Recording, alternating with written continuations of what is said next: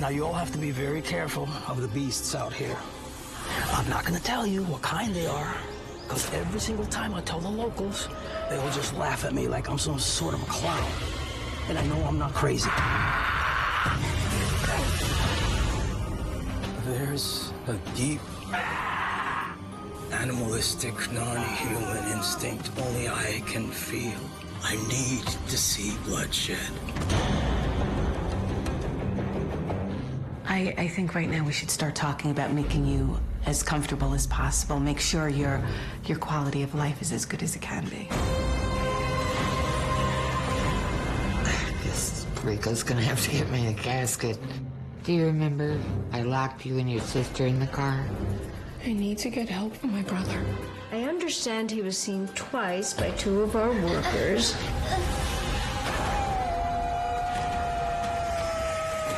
Rico! What did you do to me? You're in deep shit right now.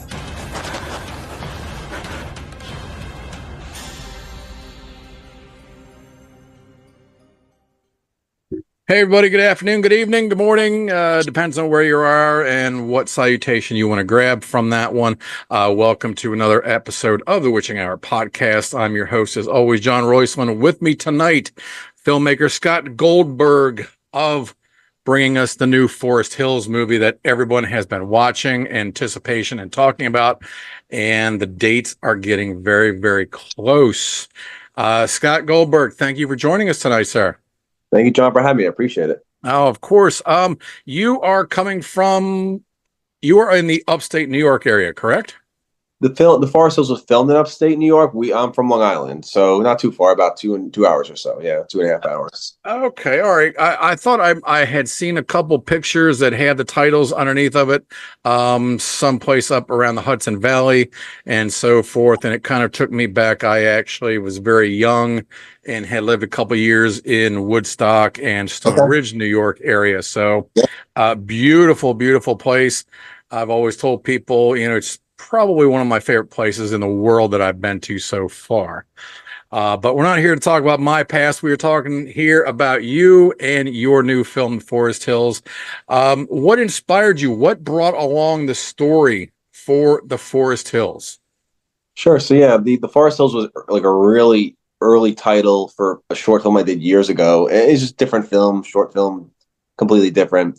So when the opportunity came from my friend Elliot, who invested money as well as myself into the film, we found a producer who was interested in Michigan of doing a project with us. Unfortunately, as everything kind of progressed with the conversations, there was a lot of like red flags. So because of the red flags, within 2 weeks, there was situations where like the lead actress didn't know the script yet, I don't believe, and she had hit a deer with her car, and she couldn't. It was like a character that's supposed to run around the woods and things like that. It was a different story. Mm-hmm. And so we were supposed to shoot there, but then we just said, I said, you know what, let's start anew. So Scott Hansen, right? I've been talking to him since like 2018, mm-hmm. and Digital Thunderdome, right? Yep. We've been speaking online for a long time. And he's like, why don't you come to Atlanta? I was like, why don't you come to New York?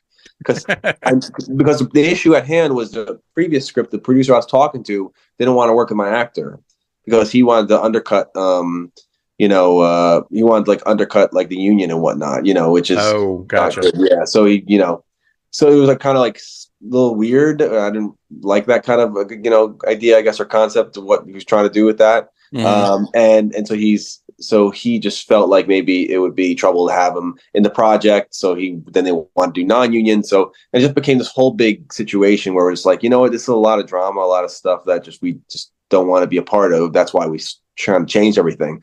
Different script. And I said to my friend Chico, who's the actor, I said, I have a role for you. I know you can do this role. I want you to play this role of this guy named Rico who lived in the woods and, basically has this isolated life where he sees werewolves and things like that. And so that's kind of like where the basis of the idea started. So it just kind of started from deviating from the original screenplay and then moving on to something that we had to start from fresh in April 2022. We had to just start completely fresh. But it was a script I owned, the prior one as well. But it just made sense just to do something completely new. So the idea was always like a farmhouse or some sort of cabin in the middle of the woods, and victims and blood and werewolves and stuff. So that was kind of the whole concept as far as that from April of 2022.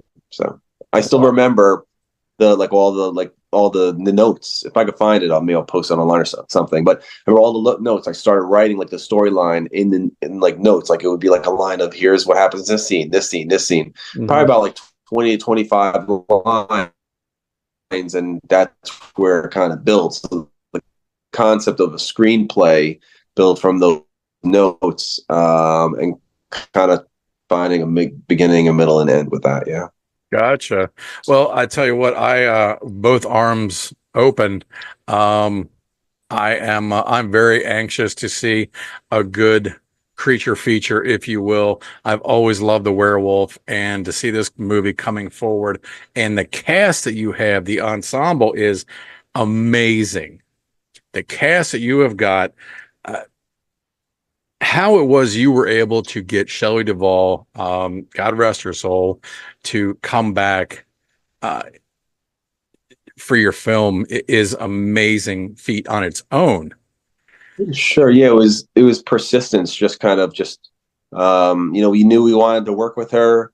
I felt that there was an opportunity there because, I just feel like aging actors, aren't really given like an opportunity to be, to really be in films, because I guess like nowadays, with Hollywood, we're not Hollywood, so independently you could cast any look you want. I've always deviated away from like the models type of castings in movies, like especially like in the mid 2000s, like when it was like the Friday the 13th, you always had like the really pretty women in there, and all these genre films around the time where they were focused on like just models. It seems that's what it seemed to me, I guess, at that point. No, I agree. But I like people who are like, realistic looking. So my friend Vernon, he has like lines on his face and kind of like a slack jaw, and like, he's in his like mid 60s, really cool like look. So I like people like that. And obviously Shelley doesn't look anything like she did in The Shining. But I remember seeing a Dr. Phil episode, and I remember that was in 2016. I was like, man, my girlfriend at the time, I said, I'd love to work with her. I got to cast her in a movie. Like, this would be so cool to work with Shelley Duvall. Obviously, at that time she wasn't doing well, but it was always in the back of my mind. Like, always visualized, well, she lived in Texas. I wonder where. So I kind of visualized this like dirt road and like a little like, based upon, obviously what we had seen in from the Dr. Phil episode, like maybe like a mobile home of sorts or something like that to an extent, but totally not where she lived. She lived in a really nice home and in Blanco, Texas. But so yeah, just contacting Dan Gilroy, her partner. Okay. And then he gave me her number, and I kind of talked to her, and she said she's interested. So the initial interest was, before we start production, she's interested. Right. But it was really hard to get her to come down because, as people know nowadays, with her diabetes issues and stuff, she had a problem with mobility. Sure. Move around. She couldn't. Yeah. She couldn't really do much. So, we had to work around that with filming with her. So I think it was my first assistant director, John Russell Kring, who had called her, and he calls me back and says, Shelley's interested. She wants to be a part of it. So it kind of started from there. And the process, was slow to kind of getting started with her, but it was kind of to the extent of where Scott Hansen, I think, was like, okay, we're gonna be there. We'd like to film with you.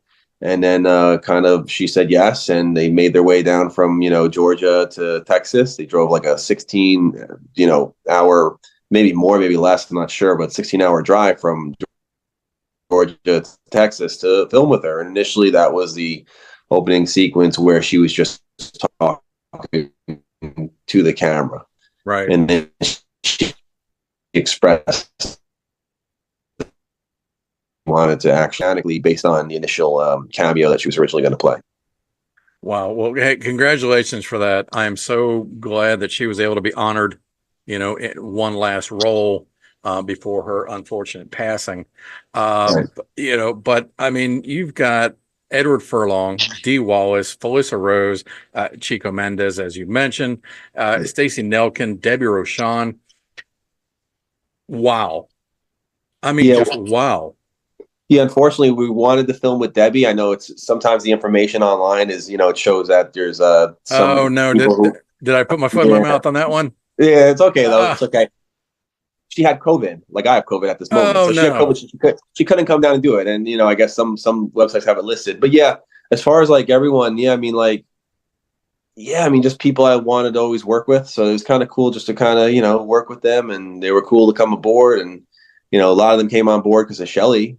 So that was cool. So it's kind of like a snowball effect. Once she came on, people were like, oh, we want to kind of be a part of this and be a part of this next project she's doing. Because at the time, I don't think anyone knew that she was it was going to be her last film, but Sure. unfortunately it was. Yeah. Right. I mean, so I've got to ask this. I mean, all professionalism outside the window. Yeah. You guys get done shooting for the day. You say your goodbyes. Have a good night. I'll see you guys on set in the morning. You're behind closed doors. Are you just like ripping your hair out, fanboying over what you have accomplished and who you've just worked with? I mean, Edward Furlong, that's a huge name, and Right. he's had a bad rep for a couple of years, and I'm so Right. glad to see him being brought back because he's a fantastic actor. Dee Wallace, my God, and to see her in another werewolf film, Right. that's iconic and perfect. I mean, Felissa Rose, no chump change on there Right. with anybody. I mean, at the end of the day, I just want to know how well did you pat yourself on the back? I mean, you picked the best of the best. You've got them. These are childhood. These are names when you and I were children growing up. These were big Right. names, and you've got them in a nice, beautiful package that is yours. Yeah, I appreciate that. So the initial shoot was with Scott and Steve, so it wasn't there until I think it was the fourth time out of 5 times we filmed with Shelley. So when I went down there, I remember her sitting in her room on her bed. I went in and I said, "Oh, hi, Shelley. My name is Scott Goldberg. Nice to meet you." She's like, "Hi." I shook her hand, and and people ask me about this all the time, like, how did you feel about that? About like working with her and whatnot. The issue is, I couldn't see her as Shelley from a long time ago. I couldn't see her as like Shelley from The Shining. I saw her as Shelley from like now because she looks so different. Right. So there was that separation because of time, I guess, and whatnot. So yeah, I didn't really think of it in that way. Now looking back on it and thinking about it, it was pretty cool to have worked with her. And yeah, Felissa Rose, I mean, who doesn't love Sleepaway Camp, right? She's so sweet. And you know what? Like I've said with one of my friends, Nick Greystone, on his podcast, I said, Felissa Rose, like I heard this one interview with her, and she's so honest and giving with her conversations. And I sincerely feel like she's one of those actresses who sincerely mean it. Sometimes people put on a smile and a face, we have to sometimes, and Sure. when we go to work or whatever and whatnot, or at a professional, whatever we're doing in life. But she always seems so sincere about how she feels. She's very honest, she's very open, and she's very loving. And I think that's really cool. I noticed that about her. I feel like she's like a pure soul, Right. And as far as Edward Furlong, yeah, just being a fan of his for a while, for many years. I mean, I remember, I'm 42, so I remember watching Detroit Rock City on DVD, Sure. watching like behind the scenes, like in like early 2000, because I think it came out in 1999. I think it was on DVD, and I don't know if it was 99 or 2000, probably 2000. But I remember like watching the behind the scenes and and being a fan of like Edward from like Terminator 2 and stuff. So, and then later, realizing that how cool Brain Scan is, a really cool dark film, especially the music really adds to that for sure. Yes. Yeah, it's so good. And I love films like Cloudy Days too. Like Brain Scan had a lot of like overcast days, and I think they filmed it in Canada, I think, but or Quebec or Montreal, something like that. But so I think it all lends itself to what I like to do, filming in overcast days and trying to give that mood. But yeah, so working with everyone was really nice, and it was fun. And the thing is, I've also been so stuck in the process of like making the film, making the content, doing all the stuff. I haven't had a chance to like separate myself yet to like think about as a fan point of view, because I'm so focused on getting this done, getting this reel out, getting this vertical trailer out, getting this out. So hyper focused on those things, it's kind of hard to kind of sit back. So maybe once the film's released fully and stuff, I can sit back and kind of really think about it. But right now, it's kind of like, just kind of, your mind is still going a million miles an hour. You haven't been able to fully decompress yet. I apologize. I can definitely I can appreciate that.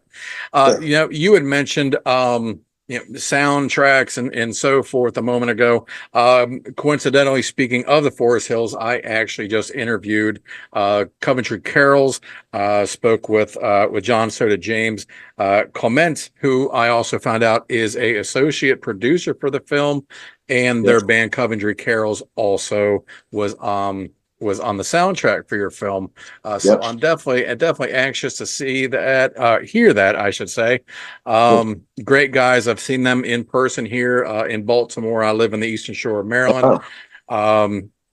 Great guys. I've spoken with John once about a year and a half shortly after we had first seen them. But he was definitely excited about the film as well. Tell me as little as possible. But he's definitely excited to have been a part of that. So talk to us about the big release date. When can everybody finally say, good, now I can go order my tickets? Sure. October 4th, and people can get it on tfhscreenings.com, the Forest Hills Screenings. October 4th. A lot of places are just kind of doing it throughout the month of October. Some are some start on Friday, October 11th. Some have one dates, like Malco Theaters has like Wednesday, October 9th for one night. There's places like Classic Cinemas in Illinois has it on the 30th of October for like one night as well. So, Showcase Cinemas is showing it in like Boston, Massachusetts, Rhode Island, and also Long Island. So there's different places and whatnot, so people can check it out there and get their tickets and whatnot. So I just actually finished a couple advanced screening promos that I put on the Forest Hills YouTube. So I just put those together today. So it's just a whole process of just continuously, just working on it. Yeah. Right. No, that's awesome. So I definitely encourage everybody, if you have not watched the trailers or not seen them lately, definitely re-up yourself, because this is a film you are definitely going to want to keep an eye out for.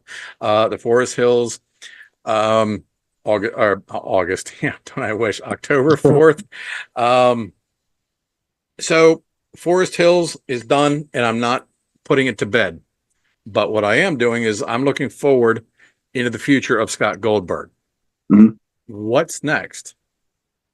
I have a bunch of pitch decks. I have all different stories that I want to do, screenplays. So really depends. I assume that because I do a lot of independent stuff. I've done indie stuff my whole life. So it really depends on, now how successful it could be, or this film is, or whatever the case is, and kind of going from there and seeing what kind of opportunities there are. If there's none, then, back to the drawing board and trying to get funding and make some more movies independently. But, it all varies. Every journey is different for every filmmaker. So I wish I had money to do more stuff, but it's up to now.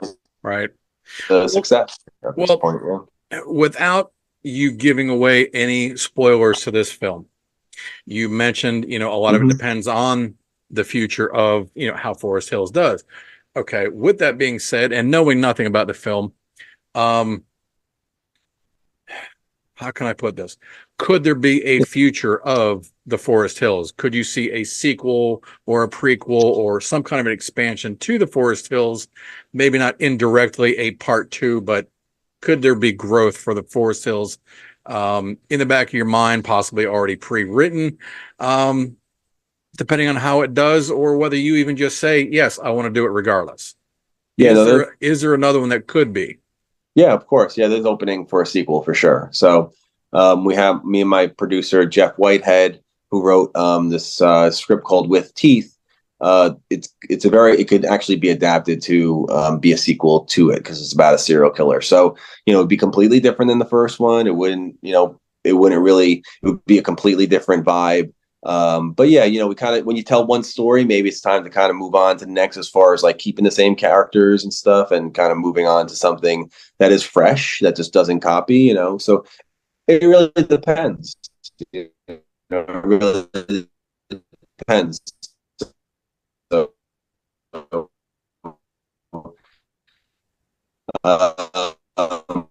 but yeah, we have some opportunities there to do some different things. I don't know if it's on your end or mine. Having a little bit of connectivity issues between you or I here a little bit. You hear me okay? Yeah, all right. I think we're We're good good? there. Okay.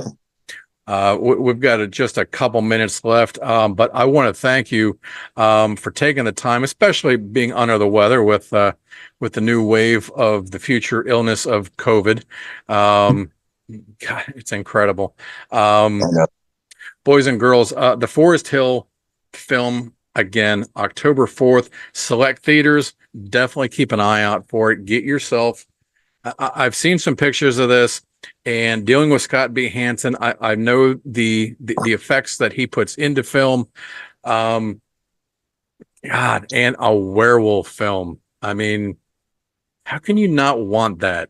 You know, running through the hills, upstate New York. It's got to be picture perfect. Honestly, Yeah. I'm so anxious, even just to see the scenery that you've come up with. I truly am. It's going to be amazing.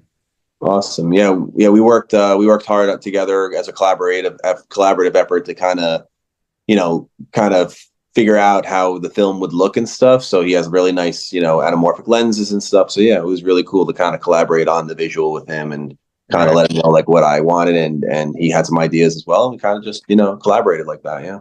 No, that's great. That's great.